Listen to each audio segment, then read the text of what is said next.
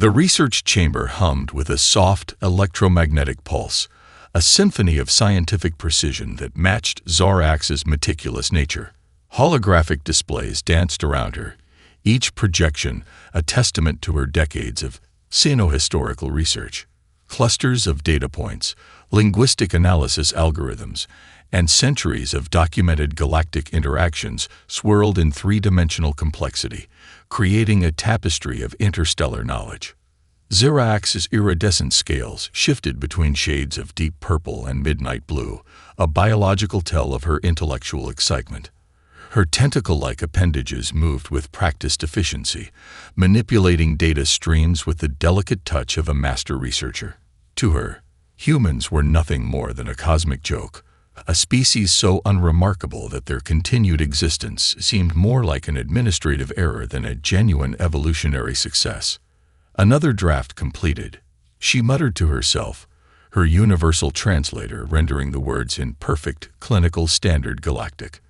The research paper before her was more than just an academic publication. It was a surgical dismantling of human mythological propaganda. Years of careful analysis had led her to this moment, a comprehensive deconstruction of the most persistent set of legends in galactic history. The title alone was a declaration of intellectual warfare, mythological fabrications, deconstructing the human exceptionalism narrative. Each paragraph was a calculated strike against the romantic notions that had somehow elevated humans from a minor planetary species to the subject of countless heroic tales. Zorax had compiled exhaustive evidence, statistical analyses, historical comparisons, technological assessments, all pointing to one inevitable conclusion. Humans were profoundly ordinary. Her research traced human history with surgical precision. Their technological development was painfully slow, their biological capabilities unremarkable, their social structures chaotic and inefficient. Every legendary account, tales of human adaptability, unexpected problem-solving, and miraculous survival, was nothing more than carefully constructed mythology. The holographic display flickered, showing a montage of human historical moments. The moon landing, which most species found quaint rather than impressive. Early space exploration, characterized more by brute force determination than sophisticated technological prowess. Military conflicts that demonstrated more stubborn survival than strategic brilliance. Each image was accompanied by Zorax's meticulously crafted annotations, systematically dismantling the heroic narrative. Persistence is not excellence, she commented to the empty chamber, her tentacles adjusting the final paragraphs of her manuscript. The most recent galactic archives had provided her with the perfect ammunition. Comparative studies showing how other species had achieved similar or superior achievements with far less apparent struggle. A small notification blinked in the corner of her display. The preliminary peer review system had been activated. Zorax allowed herself a rare moment of satisfaction. This paper would be the definitive work that finally put an end to the endless human mythologizing. No more would researchers speak of human potential as some mysterious, undefined quality. She would reduce them to their statistical mean, an average species with an extraordinarily inflated reputation. Her personal database contained thousands of documented instances where human capabilities had been grossly exaggerated. The famous Apollo 13 incident, more luck than skill, the miracle on the Hudson, statistical probability combined with marginally competent decision-making. Each legendary account would be systematically broken down, each heroic narrative reduced to its most mundane components. The final paragraph was a masterpiece of academic critique. Humanity represents a classic case of collective mythological inflation. Zorax wrote, her tentacles moving with surgical precision. Their continued existence is a testament not to exceptional capability, but to the remarkable capacity of mediocrity to persist against statistically improbable odds. As the publication protocols initiated, Zorax leaned back in her research cradle. The universe was about to receive a comprehensive, irrefutable academic demolition of human exceptionalism. She could not have known how profoundly wrong she was, or how dramatically her world was about to change. The quantum encrypted message arrived precisely at 3:47 Standard Galactic Time, its encryption so complex that it momentarily disrupted the entire communication array of the Krillian research nexus. Zorax's personal communication hub flickered with an intensity that suggested something far beyond a routine diplomatic transmission. Her sleep regeneration pod hummed to immediate alertness, neural interfaces crackling with sudden energy. Biological responses typically suppressed during rest began to surge. Heightened alertness, increased metabolic activity, a subtle cascade of biochemical reactions that suggested something extraordinary was about to transpire. The message bore markings that immediately set it apart from standard diplomatic communications. Quantum-level encryption overlaid with diplomatic signatures that seemed to shift and reconfigure even as she attempted to analyze them. Most intriguing was a subtle human diplomatic watermark, almost invisible, yet unmistakably present. Urgent Collaborative Research Conference Invitation. The header read, its text seemingly alive, shifting between multiple linguistic protocols. Below the standard diplomatic header, a personalized note caught her attention. Greater than researcher Zorax of the Krillian Xenohistorical Institute. Greater than your recent publication on interspecies mythological constructs has been deemed critical to an ongoing multinational research initiative. Your presence is not merely requested. It is categorically required. Greater than diplomatic clearance. Absolute priority Omega-9. Greater than coordinates will be transmitted separately. Prepare for immediate transit. The signature was unlike any she had encountered. No official seal, no standard diplomatic credentials, just a single name. Rodriguez, Diplomatic Research Division. Something about the message defied standard protocols. The Galactic Collaborative Research Conference was notoriously selective, and invitations were never issued with such urgency. Zorax's tentacles moved across her communication interface, initiating verification protocols that would make most encryption systems collapse under the scrutiny. Hours of analysis revealed nothing definitive. The message was simultaneously everywhere and nowhere. A quantum communication that seemed to exist in multiple states of verification. Her most advanced decryption algorithms found themselves dancing around the message's core, unable to penetrate its full complexity. Her research supervisors were equally perplexed. The Krillian Xenohistorical Institute prided itself on maintaining the most sophisticated diplomatic intelligence network in the known galaxies. Yet this invitation remained an enigma. It's connected to your recent human mythology paper, her senior colleague, Xanter, noted during an emergency consultation. His holographic projection flickered with a mixture of curiosity and concern. The timing is suspicious. Zorax knew what that meant. Her recently published paper had been more than an academic work. It was a calculated dismantling of human legendary status. She had systematically deconstructed every mythological narrative, reducing human achievements to statistical probabilities and coincidental successes. The invitation seemed to pulse with an almost sentient challenge. Every verification attempt was met with a complex dance of encryption that both invited and deflected investigation. It was as if the message itself was a form of communication beyond traditional understanding. "I will attend," Zorax declared, surprising even herself with the immediacy of her decision. Something about the invitation transcended her typical academic caution. The message carried a gravitational pull that defied rational explanation. Diplomatic preparation began immediately. Her research team compiled comprehensive dossiers, cross-referencing every known detail about the Galactic Collaborative Research Conference and its mysterious human representative. But for the first time in her distinguished career, Zorax felt something beyond pure academic curiosity. It was anticipation, and just a hint of something else, an emotion she would later struggle to define. Uncertainty. The Nexus 9 diplomatic space station hung in the void like a crystalline spider web, its intricate design a testament to galactic engineering. Zorax's diplomatic shuttle glided through multiple security protocols, each scan more invasive than the last. Her research credentials flickered on multiple communication bands, announcing her arrival with the subtle authority of a senior academic. Nothing could have prepared her for Dr. Marcus Rodriguez. He stood apart from the other delegates, not through any physical distinction, but through an almost gravitational presence that seemed to bend the very fabric of diplomatic interaction. Where other species representatives wore elaborate ceremonial garments that proclaimed their cultural significance, Rodriguez wore something deceptively simple, a graphene-weave suit that looked simultaneously practical and impossibly refined. When he first spoke, the entire conference chamber experienced a collective moment of stillness.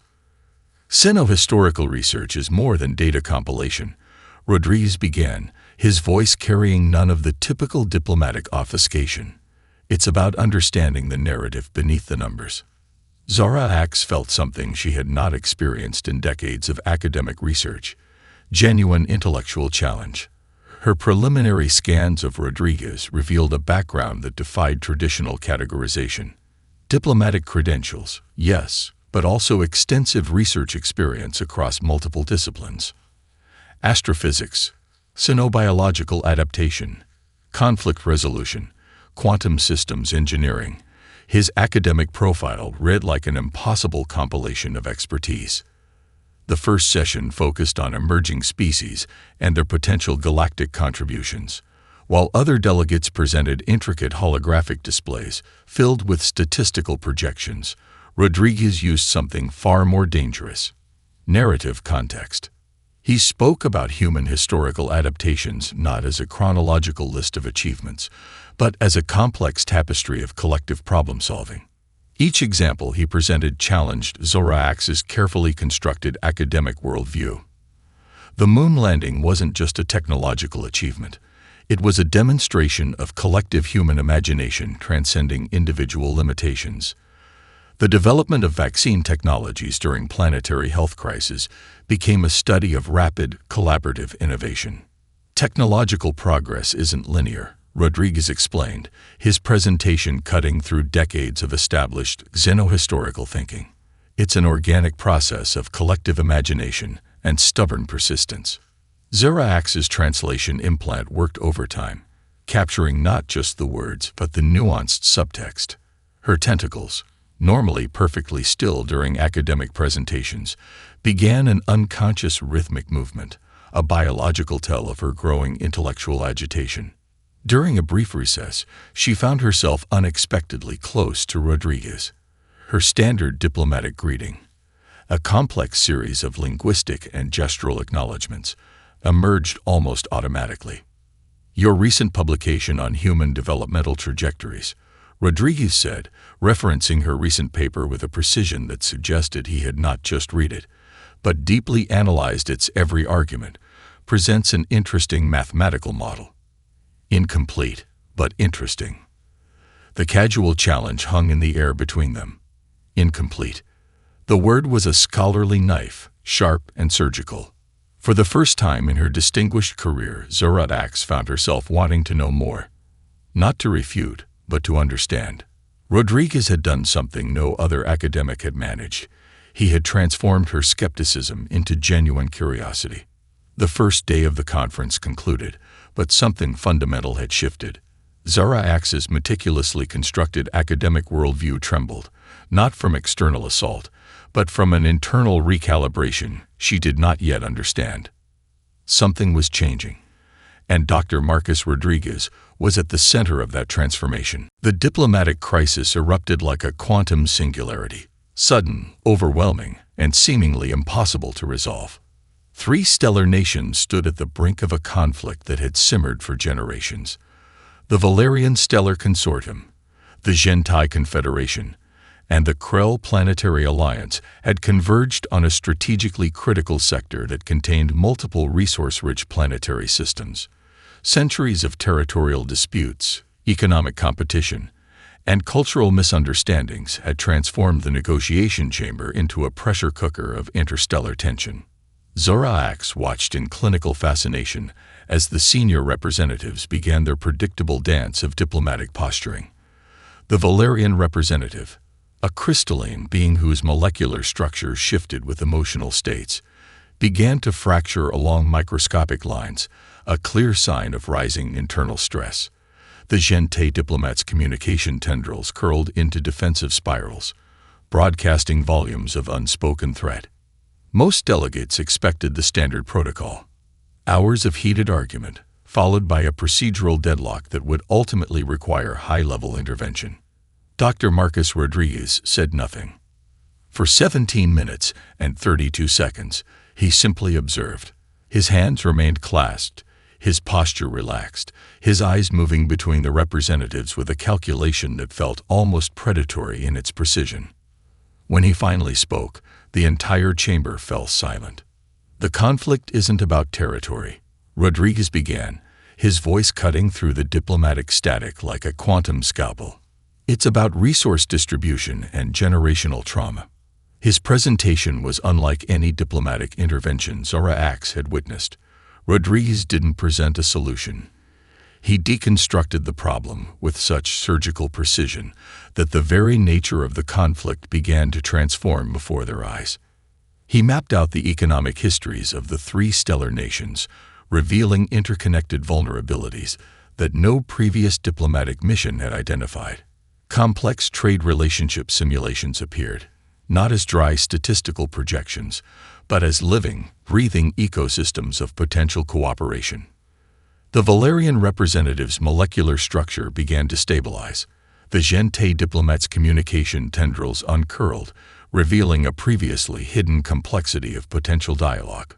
"Conflict is often a failure of imagination," Rodriguez continued, "not a failure of diplomacy." Zora Ax found her translation implant struggling to capture the full nuance of his approach. This wasn't negotiation. This was something else entirely. A form of systemic problem-solving that treated diplomatic relations as a complex adaptive system rather than a zero-sum game. One by one, Rodriguez dismantled the entrenched positions. He didn't argue. He didn't debate. He revealed. By the session's end, what had begun as an seemingly irreconcilable conflict had transformed into a preliminary framework for collaborative resource management. The three stellar nations weren't just talking. They were reimagining their entire relationship. "Impossible," Zora Ax whispered, her tentacles trembling almost imperceptibly. Her entire academic career had been built on the premise that species operated within predictable conflict parameters. Rodriguez had just demonstrated something far more dangerous: that human diplomatic approach wasn't about winning, but about revealing previously invisible solutions. The most shocking moment came when the senior delegates, beings who had carried generational grudges, began to actually laugh together. Not a diplomatic pleasantry, but genuine shared understanding. Dr. Marcus Rodriguez sat back, the architect of this transformation, seemingly unaware of the fundamental shift he had just orchestrated. Zora Ax realized something profound was happening, and she was witnessing it in real time. The adaptive capability simulation arrived like a quantum challenge, a test so complex that it had broken the cognitive capabilities of multiple advanced civilizations in previous iterations. Conference organizers had designed it as the ultimate diplomatic stress test, a scenario that would push every species' problem-solving abilities to their absolute limits.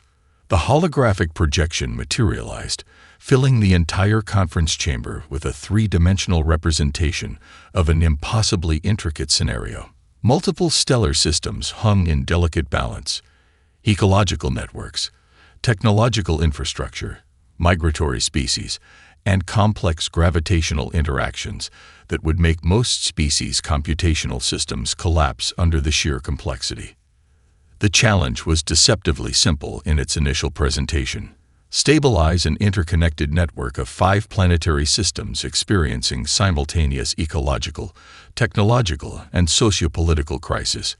Previous attempts by more technologically advanced species had resulted in catastrophic failures. Zora Ax watched with clinical detachment as the various delegations began their approach. The Gente used massive computational arrays. The Crexian collective deployed quantum probability matrices. Each species approached the problem with their most sophisticated technological tools. The human team, led by Dr. Marcus Rodriguez, seemed almost casual in their approach. They didn't immediately reach for technology. Instead, they began with conversation, a strategy that made no sense to the other delegates.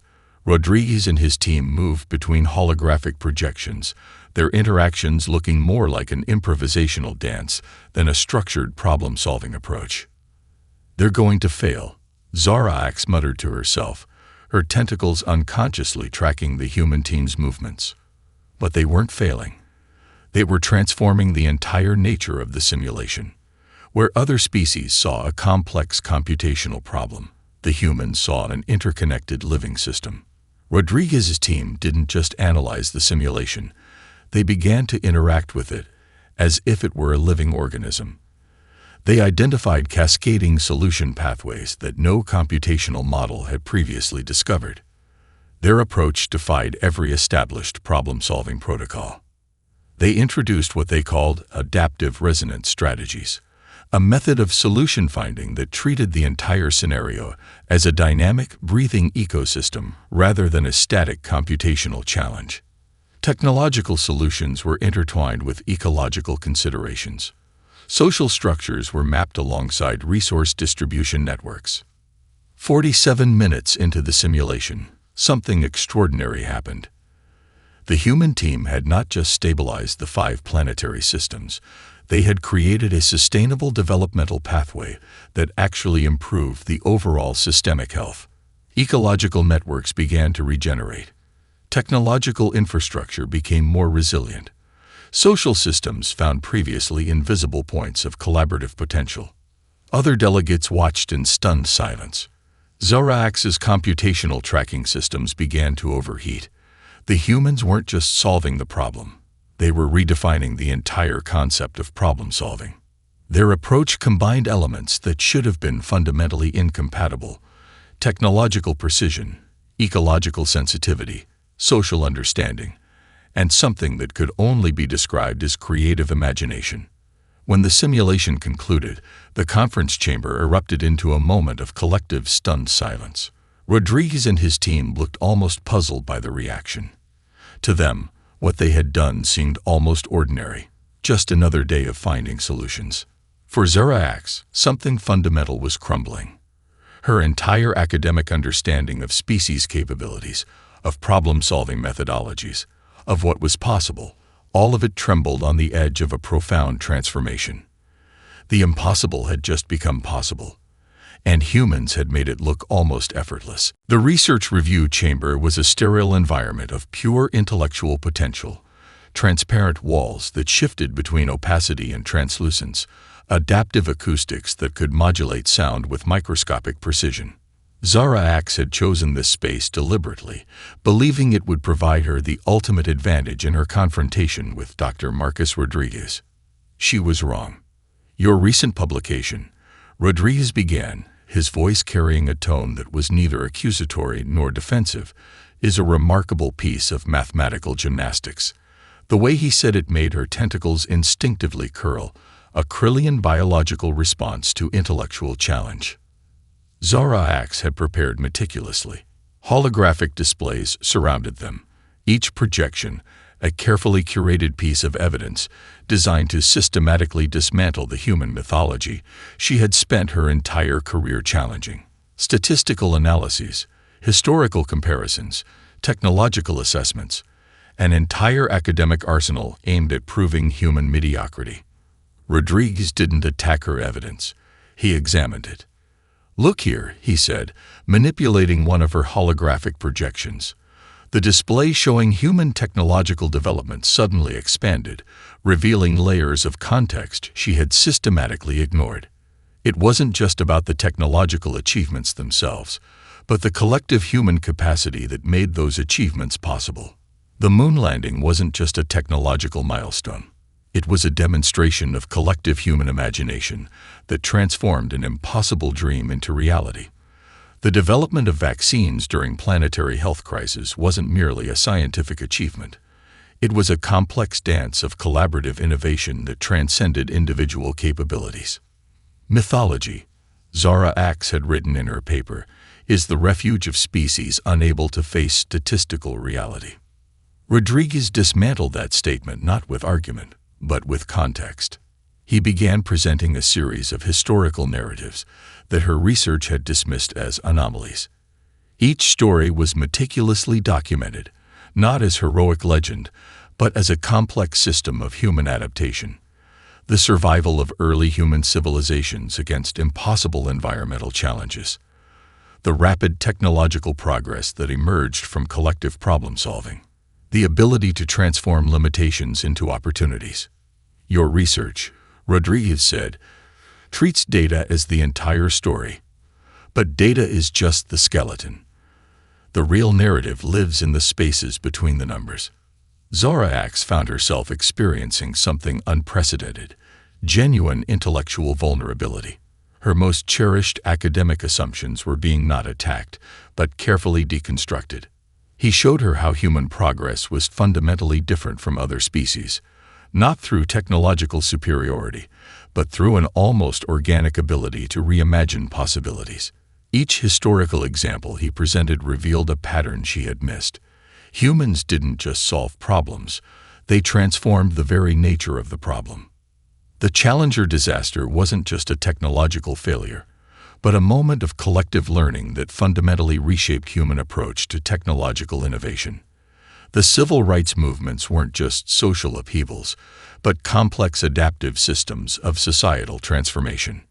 We are not exceptional because we are perfect, Rodriguez explained, but because we are persistently imperfect. Our greatest strength is our ability to learn, to adapt, to reimagine. For the first time in her distinguished academic career, Zara Axe understood that her entire research methodology had been fundamentally flawed. She had been collecting data points, but missing the living, breathing narrative that connected them. The research review chamber fell silent. The holographic displays continued to pulse with information, but something fundamental had changed.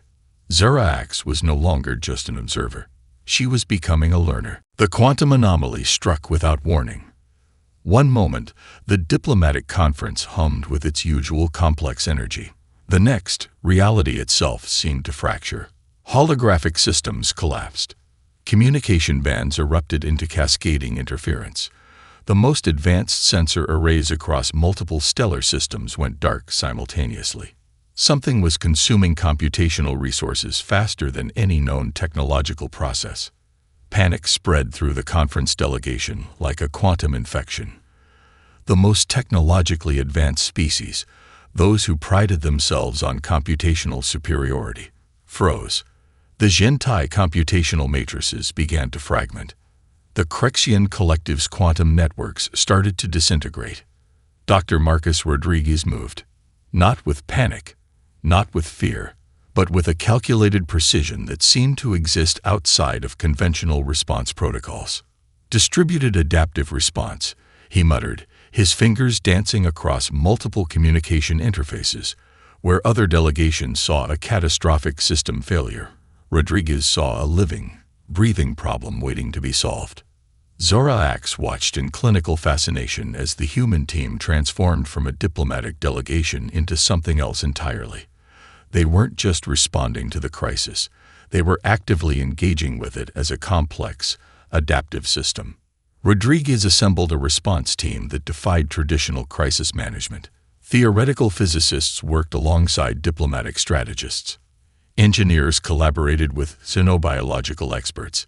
Each team member seemed to occupy multiple roles simultaneously, their expertise flowing like liquid intelligence. The quantum anomaly continued to expand, consuming computational resources at an exponential rate.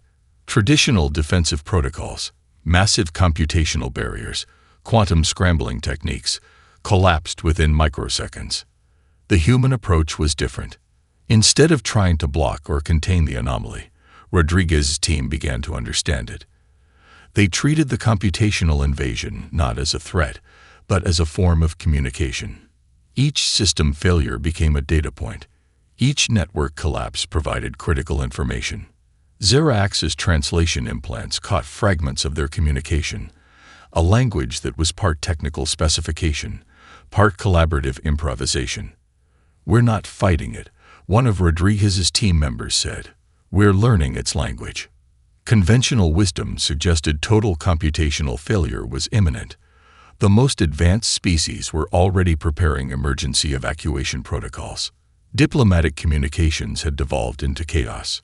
The human team was writing new communication protocols in real time. 47 minutes into the crisis, something extraordinary happened. The quantum anomaly, which had consumed multiple stellar communication networks, began to stabilize. Not through force, not through technological superiority, but through a form of adaptive communication that seemed to redefine the very nature of technological interaction. Rodriguez's team had transformed a potentially civilization-ending threat into a moment of unprecedented understanding. When the crisis concluded, the conference chamber was silent. Multiple species delegations stared in collective disbelief. The computational networks that had been on the brink of total collapse were not just restored. They were fundamentally improved. "Interesting communication protocol," Rodriguez said casually, as if they had just completed a routine maintenance task. Zora Ax felt her entire understanding of technological interaction collapsing. This wasn't just problem-solving. This was something far more profound. A way of engaging with complexity that transcended traditional technological understanding. The humans had just rewritten the rules of crisis management, and they had made it look almost effortless. The journey back to her homeworld felt like traversing more than mere light years. Zora Ax's research chambers hummed with a quiet intensity that was entirely new, a space of potential rather than certainty. Her latest manuscript materialized on quantum-responsive display surfaces, each paragraph a deconstruction of her previous academic work. The title glowed with a subtle energy, Beyond Legends, Reimagining Human Potential, a comprehensive recalibration of xenohistorical understanding. Gone were the clinical dismissals. Gone were the statistical reductions that had defined her entire academic career. In their place stood something far more nuanced, a narrative of human capability that defied traditional academic categorization.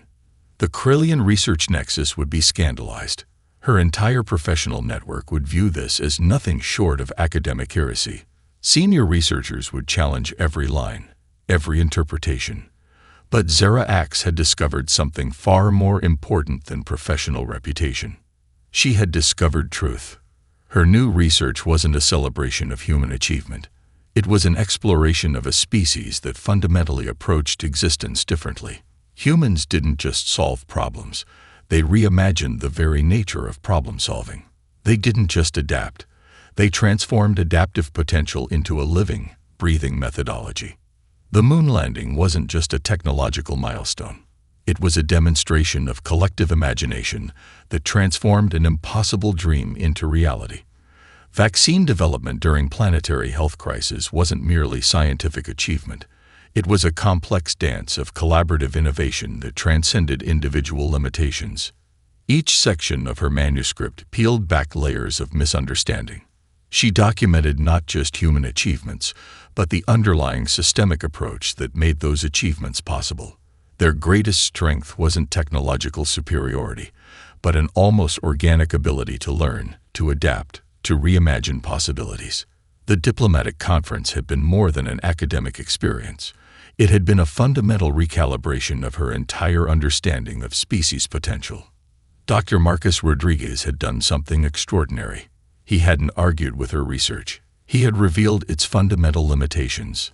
"We are not exceptional because we are perfect," she wrote, channeling Rodriguez's words, "but because we are persistently imperfect. Our greatest strength is our ability to learn, to adapt, to reimagine." Her neural interfaces began compiling supplementary documentation, historical narratives that her previous research had dismissed as anomalies. The survival of early human civilizations against impossible environmental challenges. The rapid technological progress emerging from collective problem-solving. The transformation of limitations into opportunities. The Krillian research protocols would never be the same. Most profound was her understanding of what made humans truly unique. It wasn't about individual brilliance. It was about collective potential, a species that could turn crisis into opportunity, a civilization that treated challenges not as obstacles, but as invitations to reimagine possibilities. Her research had been built on a fundamental misunderstanding. She had been collecting data points, missing the living, breathing narrative that connected them. The final paragraph of her manuscript captured this revelation. Humanity represents not a species to be categorized, but a dynamic system of collective potential. Their true power lies not in what they have achieved, but in their persistent capacity to transform what is possible. When the manuscript was complete, Zora Axe felt something she had not experienced in decades of academic research: genuine intellectual humility.